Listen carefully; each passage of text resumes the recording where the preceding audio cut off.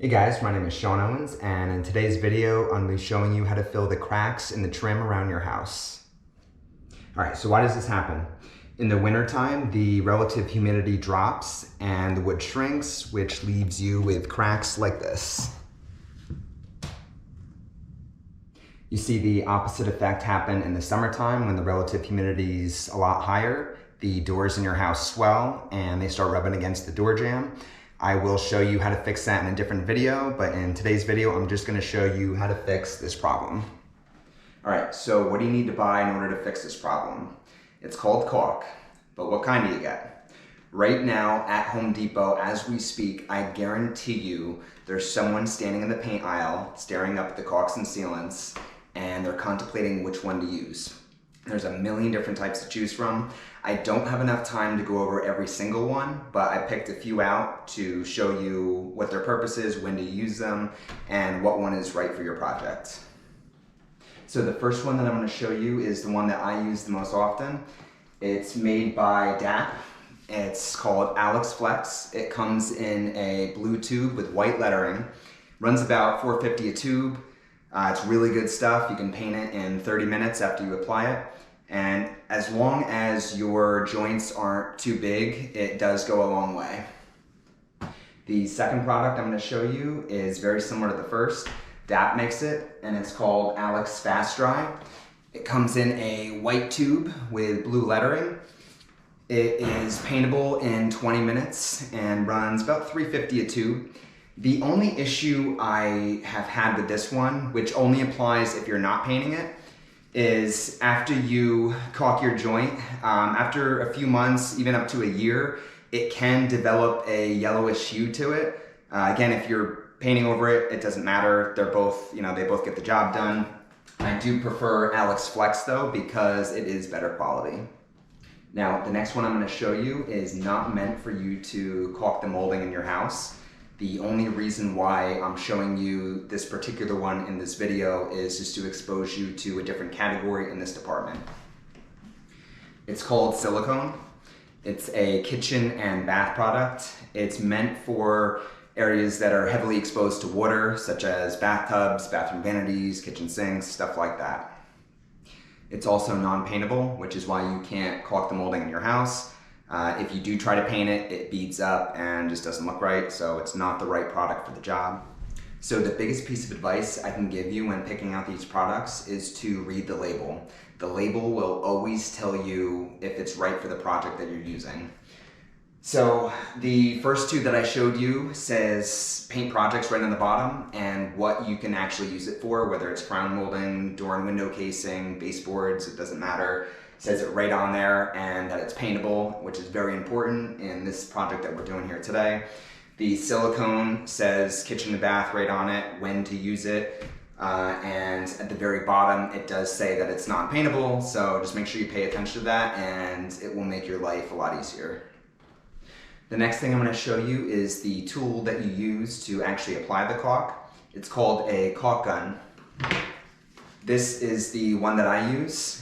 The brand name is All Pro Gold Pro 2000. I know that's a mouthful. This is the label. You can pick this one up at any paint store for about $20.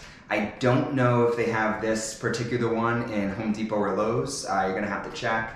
They do have other brands there. I think they start around $3 or $4, so they're pretty cheap. This one's $20. It's a little higher, but definitely well worth it.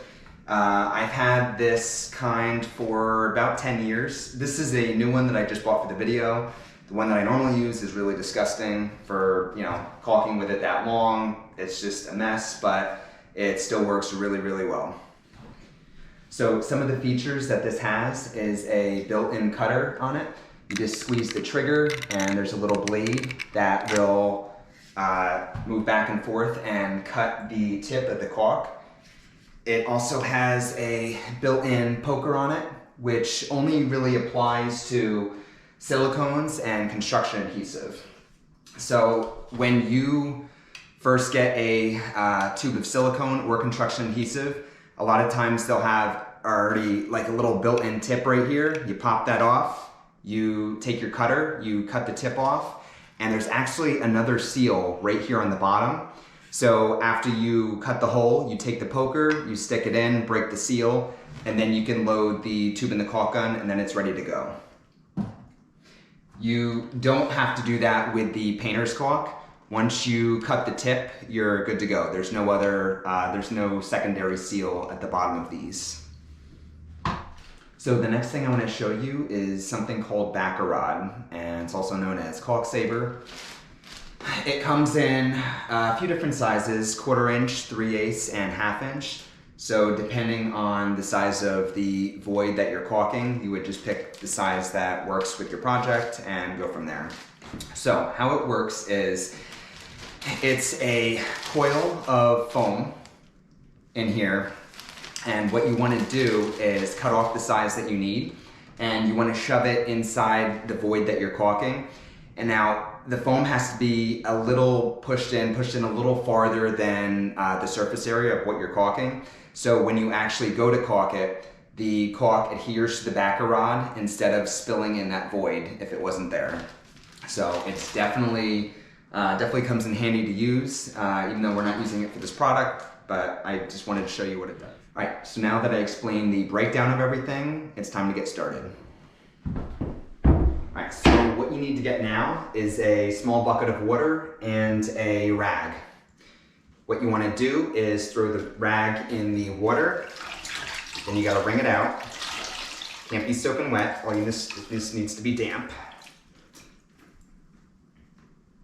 Next, take the rag, fold it like this, and you're going to tuck it right into your pocket. So as you're caulking, you wipe the caulk onto the damp rag like this. Now, the rag has to be damp for 2 reasons. The first one is, as you're caulking, you start to build up a residue on your finger, and that residue gets mixed in with the wet caulk and makes it a lot more difficult to work with. The second reason for the damp rag is for cleaning purposes. So as you're caulking, you're wiping the caulk on the rag, you get all the way down to the bottom, and there's no more room to wipe the excess caulk. You bring the rag over back to the bucket, throw it in the bucket, swish it around, get all those caulk chunks off, and you wring it out, take it out, and you have a fresh rag again. So you just keep repeating that process until you're done with the project. So the next thing that we have to do is cut the tip of our caulk tube. Now, I mentioned before, the caulk gun actually has a built-in cutter on it, which I don't like to use. I will show you why. You have a lot more control with a knife, because what you want to do is, I already cut this one, but you want to cut it at an angle like this. You don't want it flat, because when you go to caulk, you're not caulking like this. It's always at an angle against your trim, so it just makes it a lot easier. Also too, the size of the hole matters, because if the hole is too big and you start applying the caulk and wiping it off, the caulk actually spills out on both sides of your finger, and then you have to do several more passes to get all the extra caulk off. While if it's just a smaller hole, you could do 1 pass, wipe it off. If it's not enough, you could do 1 more pass and wipe that again. So it's just a lot easier to work with less caulk coming out. And a general rule of thumb is less is more. So you always want to start off less. You don't want too much on there. It just becomes a real big pain, and it's very frustrating. All right, so next thing you got to do is load the caulk tube into the caulk gun. What you want to do is pull this back, and then you take the caulk tube, put it in there, push, and squeeze the trigger, and you're good to go. So we got our caulk gun, caulk tube loaded, got our wet rag, and we're ready to go. All right, so we're about to get started here. I'm going to start in this inside corner and work my way down.